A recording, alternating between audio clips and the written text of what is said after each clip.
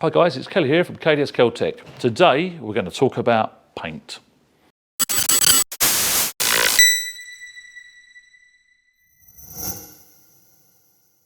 Right, in this video we're going to talk about clear coats. So we've got 4 clear coats here.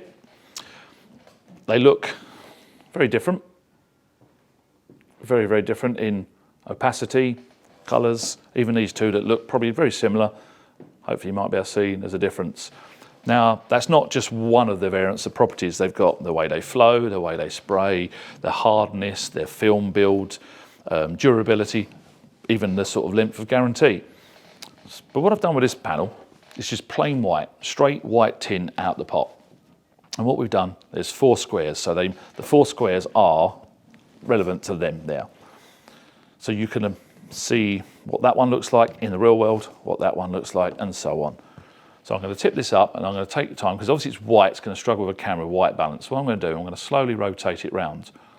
And what you should see is a sort of brown, muddy, dirty look. I'm going to do it very slowly. As I say, lighting is very difficult, with especially a white on a camera.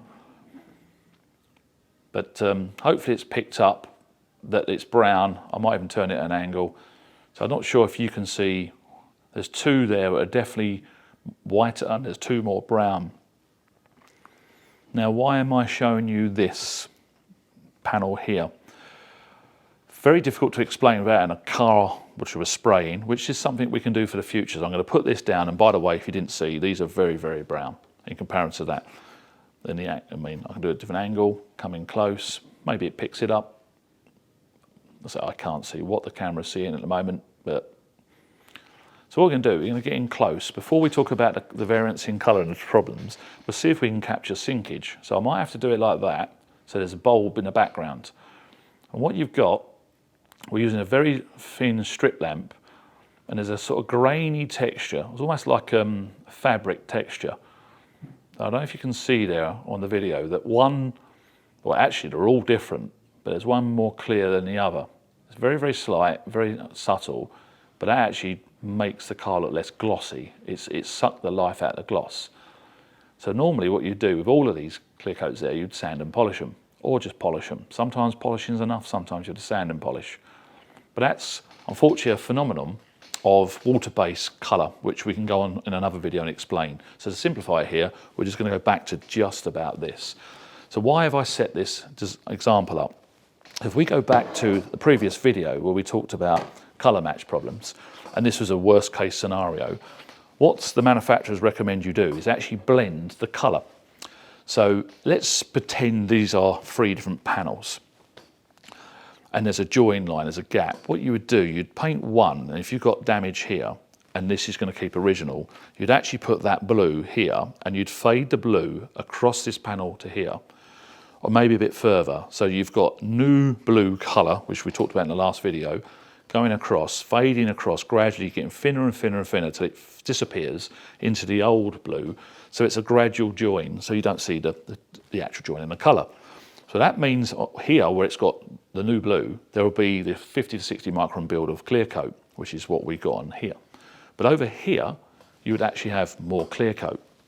So you'd have double the clear coat. Now, if you'd used a different clear coat to what the car was, you're going to make that double clear coat look more muddy, more yellow, because there's 2 reasons. You've used a different clear coat, so the actual colours you saw earlier is muted.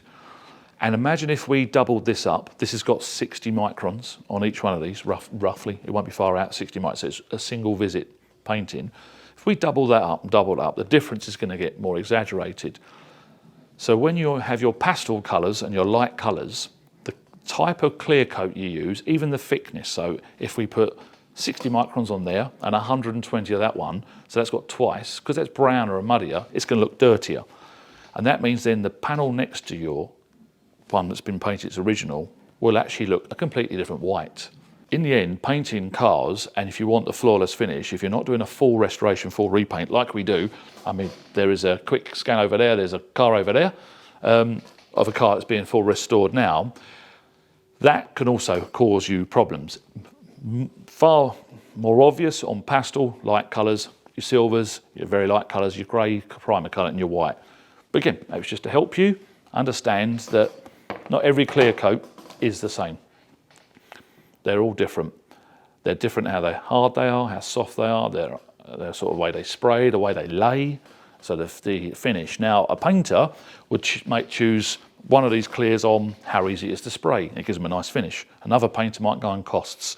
Another one go on the overall finish, not how it sprays, and it might be tricky. So you've got a compromise here. You're always choosing which is right. One thing though, if you was to sand and polish all of these, the muddiness would stay there, but the finish would look the same. So you can always compensate for poor gun finish, bad paintwork by sanding and polishing, or detailing, the most advanced detailing. But you can't change the muddiness, the dirtiness of the clear coat. So as always, thanks for watching. Don't forget to subscribe. I'm Kelly Ash from KDS Celtic, and smash that bell. Goodbye.